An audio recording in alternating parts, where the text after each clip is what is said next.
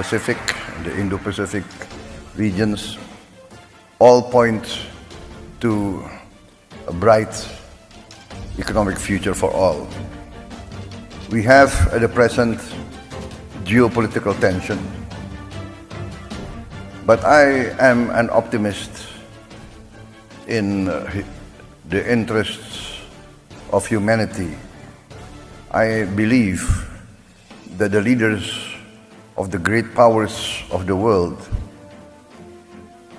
in the final analysis, will always opt for the common good. Of course, solar energy, but our main strength will come from bioenergy, from the plant-based fuel that we can produce. We will be, I think, together with Brazil and maybe with the Congo DRC, we have the potential to produce fuel from plants.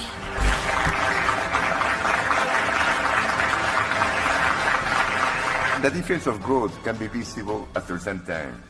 In the 60s and 70s. Hai semua, bagaimana kabar kalian? Saya berharap kalian semua sehat-sehat selalu ya teman-teman. Kita tahu bahwa dalam beberapa minggu terakhir ini Presiden Republik Indonesia Prabowo Subianto sedang melakukan kunjungan kerja ke beberapa negara. Salah satunya adalah menghadiri APEC.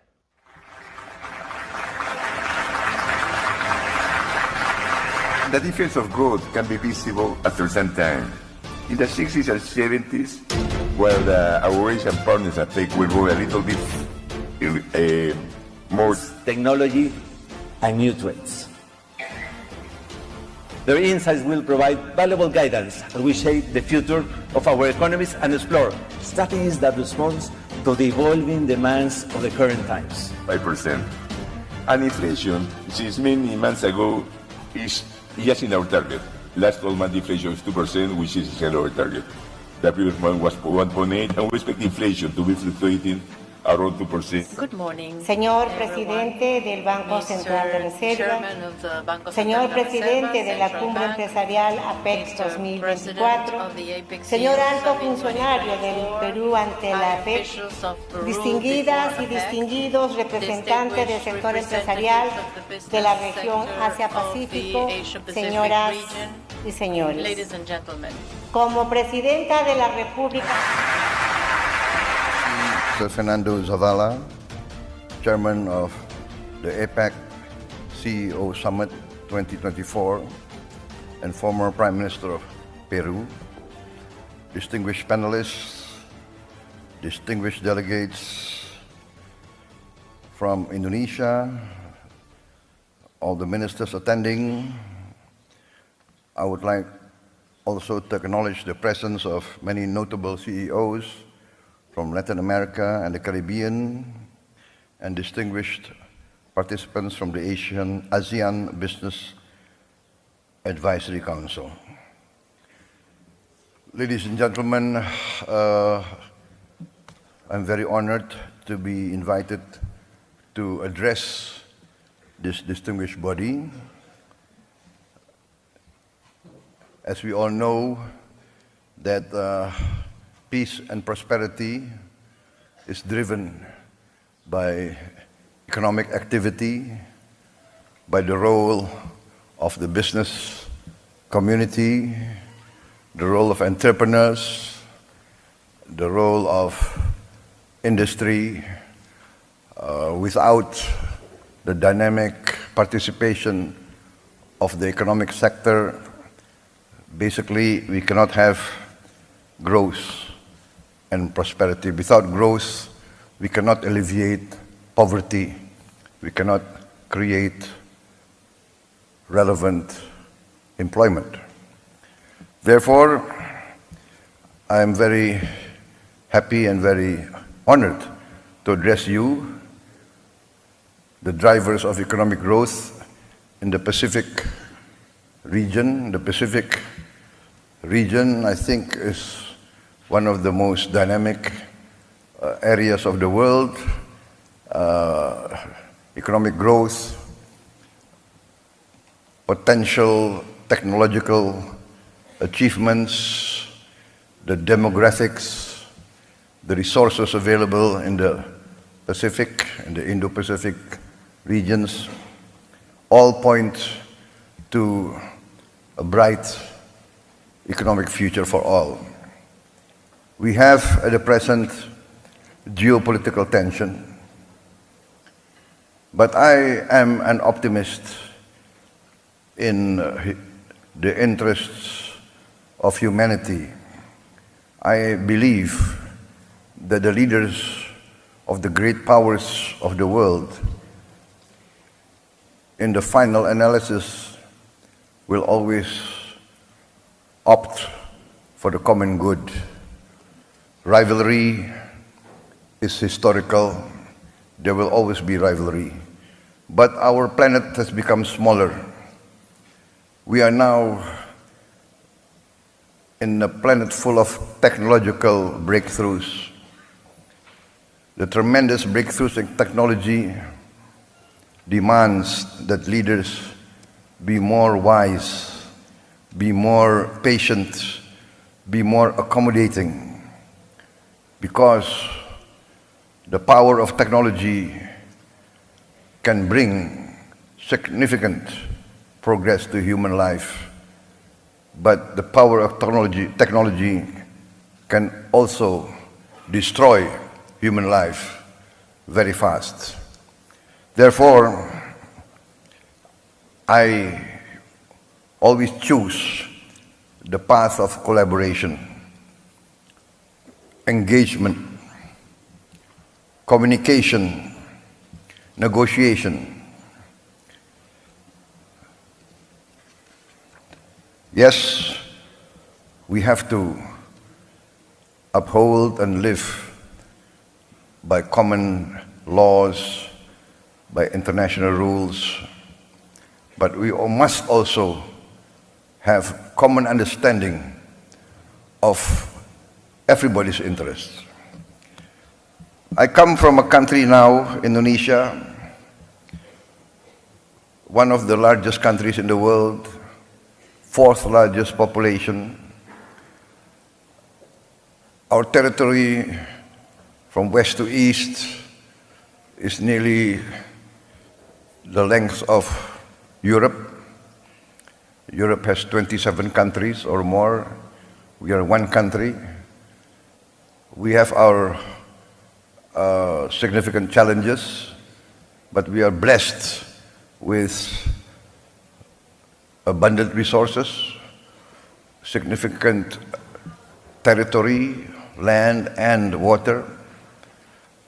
We have the fortune of being able to, in a few years, be completely self-sufficient in energy, self-sufficient in green energy.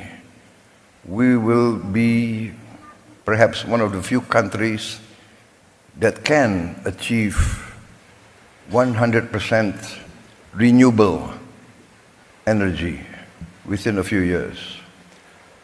We can replace fossil fuel by renewables. We have the largest geothermal potential. I think 60% of the world geothermal energy potential is in Indonesia. We have a potential, of course, solar energy, but our main strength will come from bioenergy, from the plant-based fuel that we can produce. We will be, I think, together with Brazil and maybe with the Congo DRC, we have the potential to produce fuel from plants, and this, I think, will create a lot of opportunities because we will save a lot on foreign exchange. The funds will circulate within our own economy. We also are blessed with critical minerals and other vital resources for modern life. And also I've been discussing with Peru, the Peruvian government. I think we have complementary resources for the future. We have managed to have a prudent economical and fiscal policies in the last years. We managed to maintain growth even after the COVID. Our growth now is about 5%, higher than the global average. Our inflation is at 2%. We have challenges. We still have, I would say, we still have poverty at a large scale, large level, which I'm determined to bring down. And we do have a significant percentage of our children malnourished. I'm also determined to address these problems head on. Ladies and gentlemen, I am a firm believer in the role of private business. Before I entered government, I was also a businessman, an entrepreneur, so I do understand from both sides the concerns, the challenges faced by private business. I think private business wants a certainty of the legal system. Private business wants favorable economic climate, political climate, stability, security, and good conditions, favorable incentives, and this we are addressing. We have liberalized our laws. We open the health sector for foreign health companies. We are opening our education sector. We invite foreign universities to open campuses. We are inviting foreign hospitals to open their branches in Indonesia. We are going forward with more incentives. We have created several special economic zones, and we will create more of these special economic zones in order to invite the modern and advanced leading-edge technology, especially as the traditional economy. For instance, we are very bullish on our maritime industry, fisheries. I think we are now 3/4 of our national territory is water. We have tremendous potential for, let us say, a well-planned fishery program, aqua farming, and a lot of processing industries. We are determined to industrialize by downstreaming our resources, processing our resources. We have 26 commodities which we are determined to have a processing industry. We calculate that we need investment of around $600 billion, and we invite foreign participants to come in and take part in this. And many of the companies have been involved in our economy for many, many years. We are also pushing for more exploration of oil and gas and other minerals. So, ladies and gentlemen, Indonesia is open for more business. I'm determined to protect all investments, to give a favorable economic conditions and to be involved in the major economic organizations of the world and to work together with all of you to create mutual prosperity. I believe that prosperity can only come from peace. Peace comes from understanding. Understanding comes from engagement and negotiation. So I'm very happy to attend this APEC summit, to renew contacts, to introduce myself, to introduce my country, and to invite cooperation between all of you, the private sector of the Pacific Basin, the Pacific world, and together to achieve prosperity. Prosperity, in the end, I would say, guarantees peace and stability.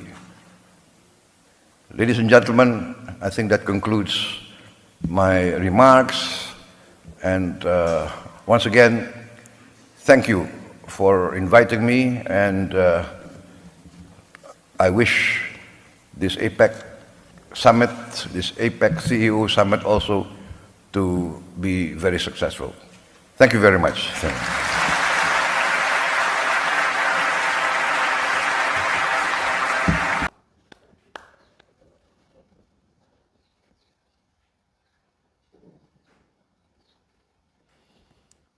Oke, teman-teman semua, salah satu pekerjaan presiden ya mempromosikan negara kita, menawar peluang-peluang untuk negara, buat perusahaan asing untuk bisa berinvestasi ke negara kita. Dan langkah Bapak Prabowo ini sangat luar biasa sekali. Kita bisa lihat bahwa keseriusannya beliau untuk mempromosikan bangsa dan negara kita itu. Satu lagi, beliau sangat fasih sekali bahasa Inggris, dan saya suka bahwa apa yang disampaikan oleh Bapak Prabowo ini sangat luar biasa, yaitu kemanusiaan. Kemanusiaan itu menjadi prioritas, dan beliau sangat luar biasa sekali ketika menyampaikan ini di depan mungkin ribuan pemimpin ya, yang menghadiri APEC Summit ini sangat luar biasa. Dan harapan kita dengan kunjungan Bapak Presiden ke sana bisa membawa kabar yang menggembirakan buat kita semua sebagai warga negara Indonesia, teman-teman semua. Ini sangat luar biasa. Kita harus terus mendukung pemerintah kita supaya negara kita terus maju ke depannya, dan kita sebagai masyarakat Indonesia terus berjaya. Peace.